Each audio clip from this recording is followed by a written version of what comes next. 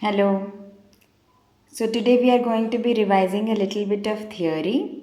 This is our first module, Basic Beginners Exercises, and the lessons included in this are swaramu, swarasthanamuలు, sarili swaralu, janta swaralu, తాళము and alankaralu. In this video we will be discussing about swaramu. So let's get started.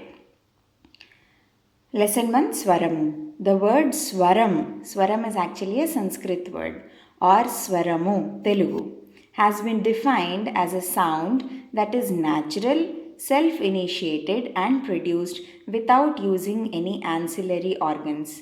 In musical context, swarams are the building blocks of a tune or a composition. Since music is also a language that is capable of communicating different emotions, groups of swara patterns come together to evoke these emotions. So, I have discussed about swaram with you already in the previous videos. Swarams are like the alphabets. Like in English, we have A, B, C, D. When we join a few of those alphabets together, we make words.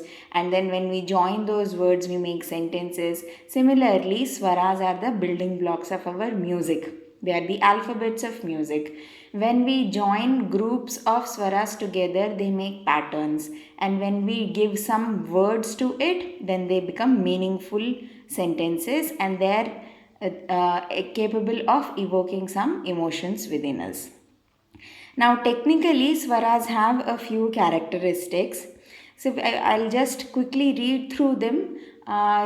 Later, we will discuss about this. Not right now. When we go a little bit higher in the syllabus, then we'll discuss.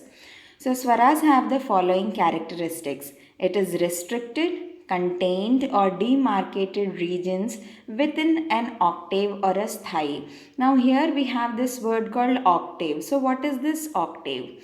You might have observed in a piano. Let me just quickly open my piano app so that I can show you. So this is my piano, right? So here if you can see C4. So here you can see C4, D4, E4, F4, G4, A4 and B4. These are the same swaras but with different names. So we can think of them as Sa, Ri, Ga, Ma, Pa, Da and Ni and then again this Sa. So this whole group of 7. So if you think how many lines will be there? There are total 8 lines from here till here. 1, 2, 3, 4, 5, 6, 7, 8 lines are there. So that is why this whole thing is called an octave or a sthai.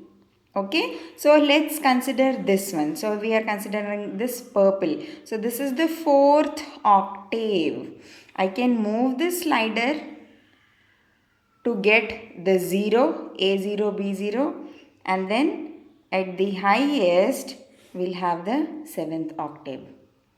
Okay, so these are the different octaves. Octaves are nothing but a demarcation in the whole swara pattern or in the music frequencies.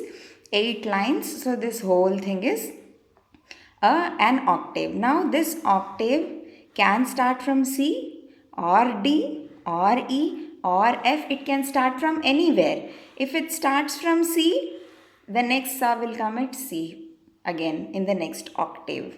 So this whole thing is one octave. Each octave is denoted by a different color. If I start sa here, my upper sa will be here. If I start sa here, my upper sa will be here. So what does this mean? This whole pattern, just listen to this pattern. The same pattern will be here also. The same pattern is repeating, only the pitch is increasing. When that happens, you select one middle one. This will be the madhya sthai. The upper one which is louder is the tara sthai and this one which is lower. Can you observe?